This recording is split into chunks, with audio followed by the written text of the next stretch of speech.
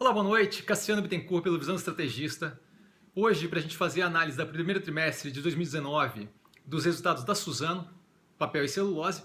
Então, a empresa é uma grande produtora de celulose, mas se você preferir, eu posso falar ali o título que eles têm no site, que é a maior produtora verticalmente integrada de papel e celulose de eucalipto do mundo.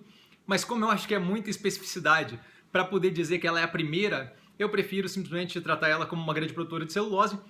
A empresa opera com celulose de mercado e celulose fluff. Além disso, papel, imprimir e escrever, papel, cartão e tissue. Então, daí a gente tem uma noção de como é que ela opera. Vale lembrar, para justamente a gente seguir a análise já com isso na cabeça, para não ficar confuso e para justamente poder fazer a ligação, a conexão que eu quero que vocês façam, que ela tem aí 81% da receita líquida proveniente de celulose, então de uma commodity, né, da polpa, e 77% aproximadamente da receita líquida proveniente do mercado externo, o que faz dela justamente uma exportadora, né? Isso sempre dados do primeiro trimestre de 2019, tá ok? Então, quando a gente vê ali de começo, a gente já vê que ela tem passado por uma deterioração da operação, tá? Que já é aparente ali nos resultados, no volume, por aí vai.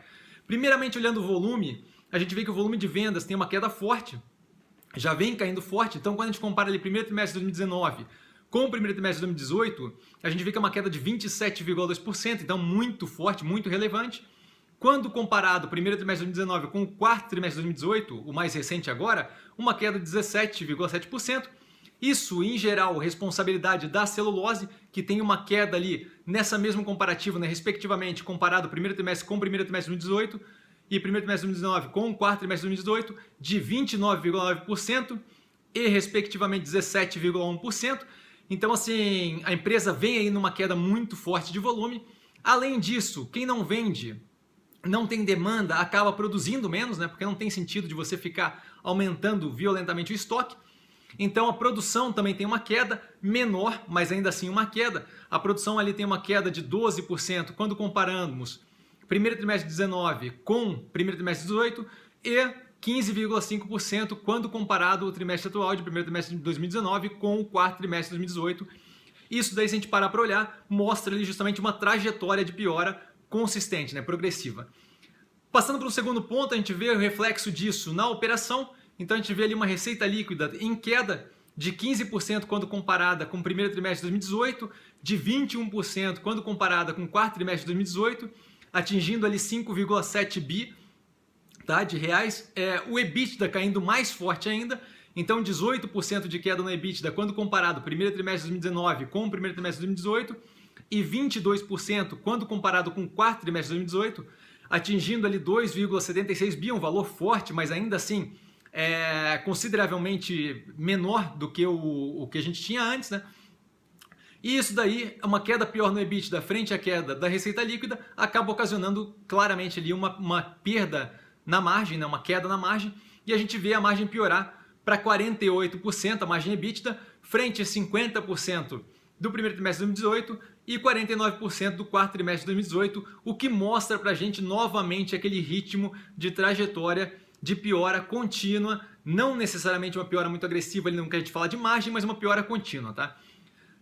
Como mais um ponto, a gente vê o custo caixa da celulose, e aí vale a pena lembrar o porquê o custo caixa da celulose tem tanta importância, né? 81% da receita líquida dela vem justamente da comercialização de celulose, produção e comercialização de celulose, então pressionada ali nessa mesma direção. E aí quando a gente vê ali, a gente vê que ela tem um aumento desse custo caixa de celulose da produção, né?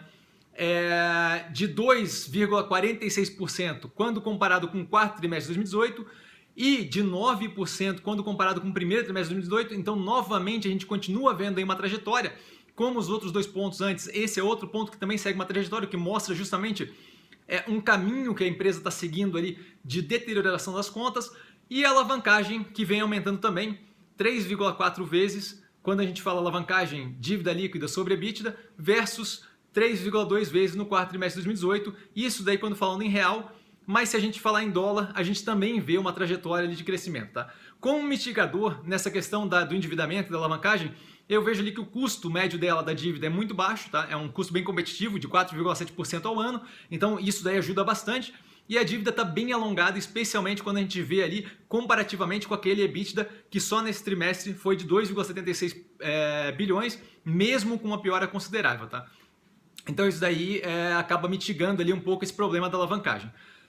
A gente poderia então, a partir de agora, fazer o quê? Para entender ali a empresa. Podia focar em previsão de estoque que a empresa tem, no pick-up rate dos portos na China, na repimboca da parafuseta, mas eu acho que o foco é muito mais a dinâmica na qual a empresa está inserida, então é por ali que eu vou levar a análise da empresa. E aí a gente começa a ver ali, primeiro, a empresa opera com commodities, tá? Eu comento bastante isso.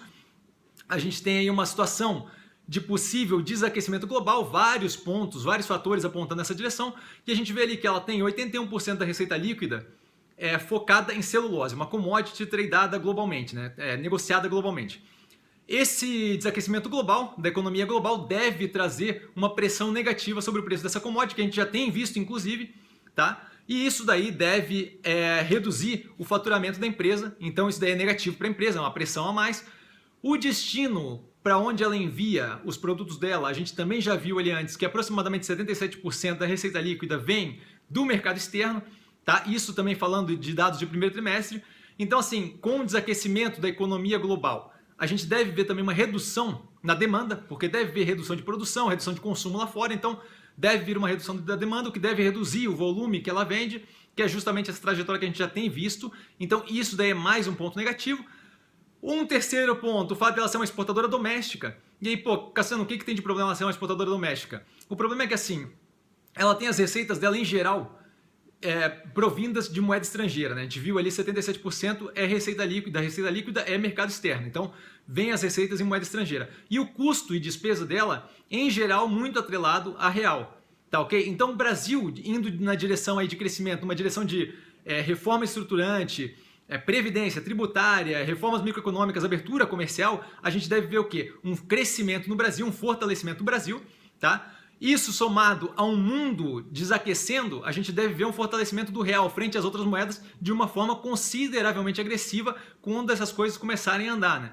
E aí, ela tendo ali um real aumentando frente às moedas que ela tem recebendo receita, isso deve causar primeiro uma perda de competitividade frente a outros players do mercado e, além disso, isso comparativamente com o momento de agora, né?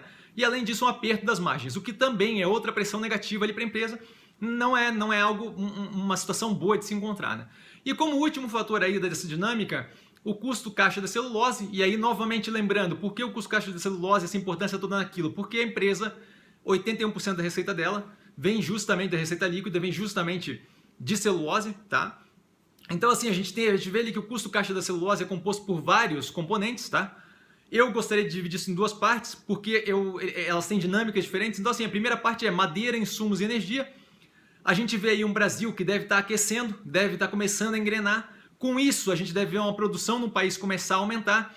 Com essa produção aumentando, deve acontecer um aumento da demanda para esses insumos que ela também usa, madeira, insumo, energia. Com isso, um aumento ali naquela demanda daqueles componentes que compõem o custo caixa da celulose, a gente deve ver um aumento do preço desses componentes e aí pode gerar um aumento dos custos através do aumento do preço, através do aumento da demanda desses componentes que compõem o custo caixa de celulose, tá?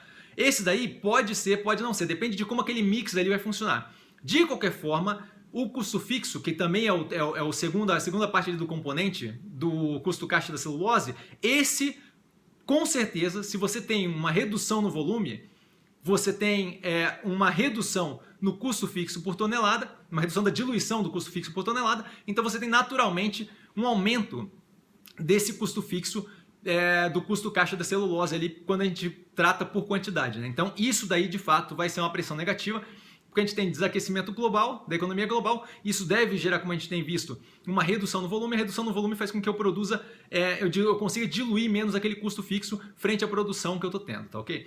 Então, levando em consideração essas pressões negativas, tá? E levando em consideração principalmente que investimento é 100% custo de oportunidade, o dinheiro que você está investindo numa ação é o dinheiro que você não está investindo em outra, aquele específico montante, eu acho que a gente tem outras opções mais interessantes, então acho que a empresa é uma empresa interessante, porém o momento para ela eu acho que é consideravelmente negativo, a gente vê ela aí apontando numa derivada negativa considerável. Então eu fico de fora, não acho que é uma boa ideia nesse momento como investimento, porém fica aí a análise para a gente ter aí um melhor entendimento de como é que a empresa funciona, tá? Por hoje eu fico por aqui, vale lembrar que quem aprende a pensar bolsa opera com mero detalhe e até amanhã.